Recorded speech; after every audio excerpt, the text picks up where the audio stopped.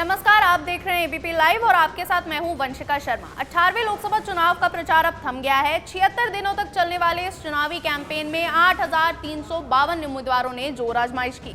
बड़े दलों की तरफ से स्टार प्रचारक भी मैदान में उतरे। एक ने बोला खटाखट तो दूसरे ने बोला सफाचट। मंगलसूत्र पे हुआ घमासान तो वहीं केजरीवाल के तिहाड़ में तबियत खराब होने पर मचा बवाल। प्रधानमंत्री नरेंद्र मोदी ने पूरे चुनाव में 206 रैलियों को संबोधित किया। वहीं कांग्रेस की तरफ से राहुल गांधी ने 107 और प्रियंका गांधी ने 108 रैलियां की।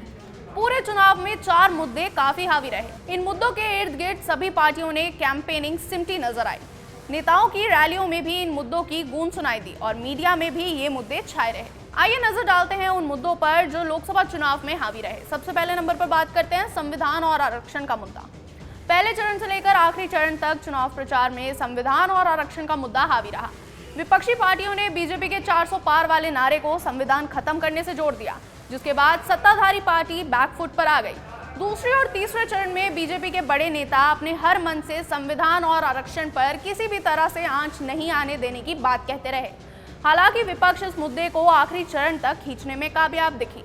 चौथे चरण से बीजेपी ने भी अपनी स्ट्रैटेजी बदली और ओबीसी कोटे से मुसलमानों को मिल रहे आरक्षण को मुद्दा बनाया। बंगाल की रैली में प्रधानमंत्री नरेंद्र मोदी ने ऐलान किया कि जब तक वो जीवित हैं तब तक ओबीसी की हकमारी नहीं होने देंगे।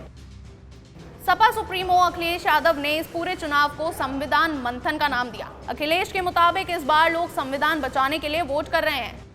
अखिलेश की तरह ही कांग्रेस नेता राहुल गांधी ने भी इसे बड़ा मुद्दा बनाया। वो अपने हर रैली में संविधान को लेकर लोगों के बीच पहुंचे और इसे बचाने की अपील करते हुए नजर आए। दूसरे नंबर पर बात करते हैं कैंपेन में फ्रीबीज का मुद्दा भी काफी हावी रहा है। लोकसभा चुनाव 2024 के कैंपेन में फ्रीबीज का मुद्दा भी हावी रहा। सभी पार्टियों ने कल्याणकारी योजना के नाम पर जमकर लोगों से वोट मांगे। भारतीय जनता पार्टी ने 80 करोड़ लोगों को 5 किलो राशन देने का मुद्दा बनाया। वहीं कांग्रेस ने महिलाओं को उसके अकाउंट में हर साल 1 लाख रुपए देने का वादा पूरे चुनाव में किया। राहुल गांधी हर रैली के कार्यक्रम में खटाखट नारे के साथ इस वादे का प्रचार करते नजर आए। आइए तीसरे नंबर पर बात करते हैं चुनाव प्रचार में गारंटी शब्द की भी गूंज रही। 18वें लोकसभा चुनाव में पहली बार वादे से ज्यादा गारंटी शब्द की गूंज सुनाई दी। सभी पार्टियों ने अपने अपने मैनिफेस्टो और चुनावी कैंपेन में गारंटी शब्द का जमकर प्रयोग किया। सत्ताधारी बीजेपी ने अपने मैनिफेस्टो की थीम ही मोदी की गारंटी रखा। वहीं पार्टी के कई बड़े नेताओं ने इस नारे को खूब सुनाया भी। इसी तरह विपक्षी कांग्रेस ने भी 5 न्याय और 25 गारंटी के सहारे मतदाताओं का मूड बदलने की कोशिश करी।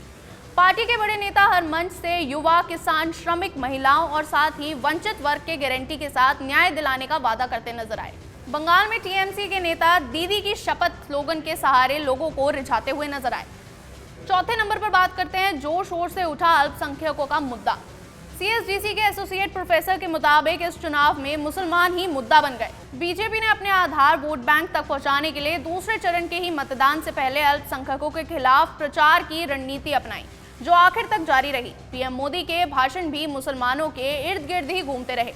मोदी भी अपनी हर रैली में विपक्ष पर मुसलमान तुष्टीकरण का आरोप लगाते नजर आए। मोदी के निशाने पर ईसाई भी रहे। रांची की रैली में प्रधानमंत्री मोदी ने रविवार को छुट्टी को ईसाई धर्म से जोड़ने की कोशिश की। वहीं विपक्ष भी अल्पसंख्यकों के मुद्दे पर जोर शोर से उठा। तृणमूल कांग्रेस की सरकार ने आने वाले सीएए एनआरसी को खारिज करने की घोषणा की। इसी तरह कांग्रेस ने भी अल्पसंख्यकों के लिए अधिकार देने का वादा किया। आंध्र प्रदेश में बीजेपी की सहयोगी टीडीपी ने मुसलमानों की सरकार आने पर 4% आरक्षण देने का वादा किया। इन्हीं मुद्दों के इर्द गिर्द सभी पार्टियों ने कैंपेनिंग सिमटती नजर आई। नेताओं ने रैलियों में भी इन्हीं मुद्दों की गूंज सुनाई दी। ऐसी ही खास खबरों के लिए हमारे साथ देखते रहिए एबीपी लाइव।